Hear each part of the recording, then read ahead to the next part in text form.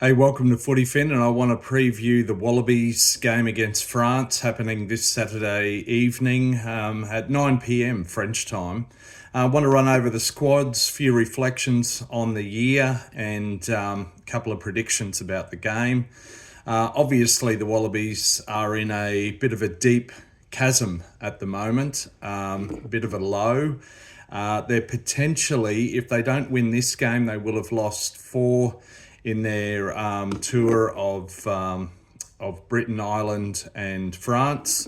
That apparently hasn't happened on a Northern Hemisphere tour since the late 1950s, approximately 67 years. So rock and roll barely existed then. So let's see what happens. Okay, so a few changes for the Wallabies. Obviously, there's a lot of disappointing performances. People are talking about fatigue, albeit the All Blacks are in the same boat. South Africa and Argentina, not vastly different either. This is Joe Schmidt's last test as head coach. What will his legacy be? Really, there's been inconsistency, some big question marks over selections. Very disappointing loss to Ireland. The scoreline blew out in the last 10 minutes last week. Failures at the line-out, in the reception of high balls, in the kicking game and kick chase, amongst others. A few changes this week. Let's run over the Australian team, the 23, and see how we go. Starting at the back at 15, Max Jorgensen stays at fullback. On the wings, Dylan Peach comes back in. I like that. That's a good change in my view. He's been unwell on this tour apparently. I look forward to see how he goes. Schmidt is stuck with Harry Potter.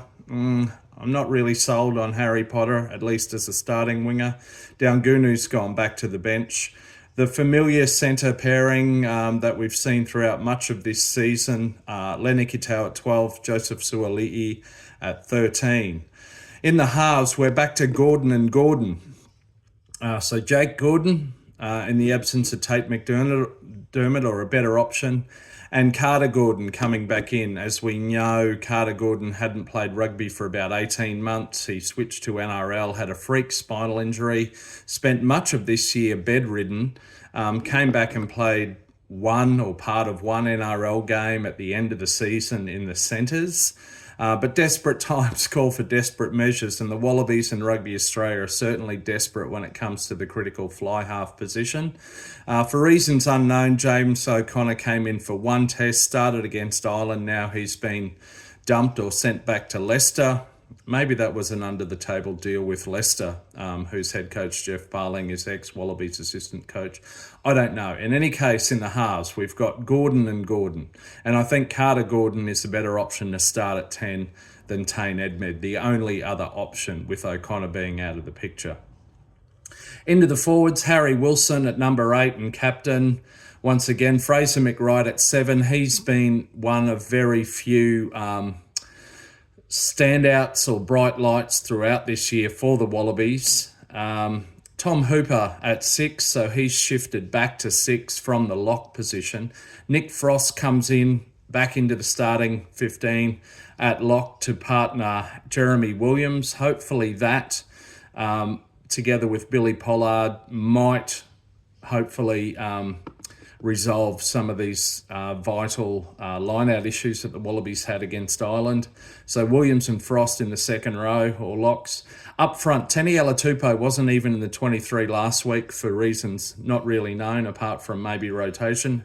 He comes back in as Angus Bell is starting, and Billy Pollard comes back in as starting hooker.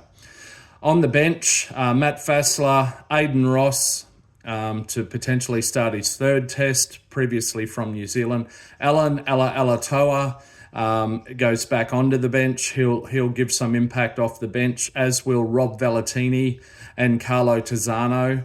Kalani Thomas, who's a scrum half for the Queensland Reds, is on the bench. He stands to make his test debut in a continual sort of revolving squad. He was taken on tour. He may make his Test debut.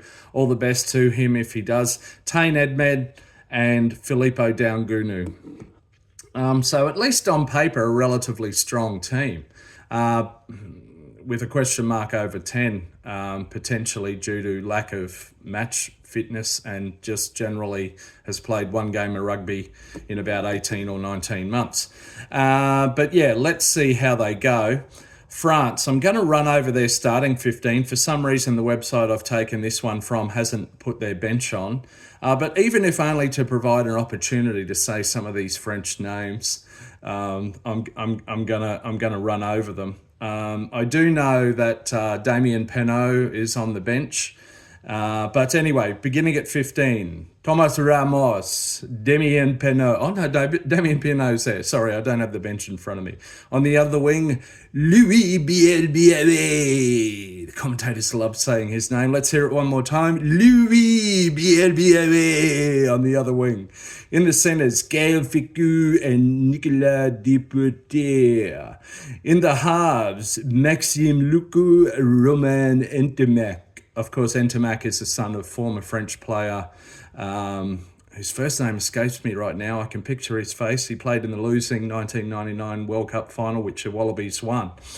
At number 8 and captain, Gregory Audret. In the breakaways, Anthony Gelange and Charles Olivon. In the second row, Thibaut Flamand and Emmanuel Miafu.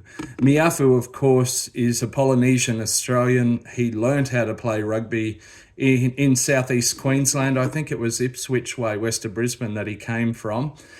Switched over to France a few years ago. Up front in the front row, Jean-Baptiste Greux, Julien Marchand, and Régis Montagne. So there you go. That's apologies for any mispronunciations. I just couldn't resist that opportunity to name the French team. Look, as a Wallaby supporter, you got to laugh. If you don't laugh, you cry at this stage. But yeah, let's see how this pans out. I'm not optimistic. The one thing about France that I have said on this channel many times, and it's proven the case many times over the last 40 or 50 years or more, is that they are unpredictable. You never know which French team is going to turn up on the day and what kind of performance you're going to see, and that can flip within a match as well. So, you know, you just don't know what you're going to get. They're erratic. They're unpredictable. So the Wallabies and our supporters can only hope for the French team to not turn up in force. Of course, they don't have Antoine Dupont. So that's a plus for Wallabies. But the other thing here is that, as I've been saying, the World Cup draw for 2027 will be announced next month. It's critical to break into the top 6. I have basically written off the Wallabies' chances of doing that, but at least mathematically they are a chance. I believe if they could win by 16 or more over France, they will piggyback France, jump into 6th and push France back to 7. Chances of that happening, I think, near zero. A win is possible, but not by that margin, not in Paris, and not for a game kicking off after 9 p.m. either. Anyway, that's it from me. Once again, let me just ask, please, let me know what you think about this and all my semi-informed opinions. I'd love to hear your thoughts. Thanks for those who have commented. And if you haven't done so already, please like and subscribe. That'd help me out. We've got 2 Cents Rugby pushing for 100,000 supporters, and good luck to Mark. I think he might reach that weekend. Please subscribe if you haven't already. Special shout out to Gaza, Mark's father as well, who's going through a tough time. Love your work, Gaza and Mark.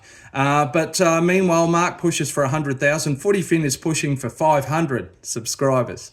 So please like and subscribe and let me know what you think in the comments. That's it from me from now, except once more to ask, where's the accountability from Rugby Australia, from their executives, particularly the Director of High Performance, in the absence of high performance over the last 3 months at least? That man's name's Peter Horn. I'd love to see a statement from Rugby Australia and from him and Phil Waugh. Anyway, I'm going to go stick my head in a rolling ball. Enjoy this weekend of international rugby. The Springboks v Ireland should be a standout. England v Argentina should be pretty good as well. The All Blacks are taking on Wales. You would expect them to win quite easily. There are other games as well, of course. But yeah, I'm going to go stick my head in a rolling ball. Catch you later. See ya.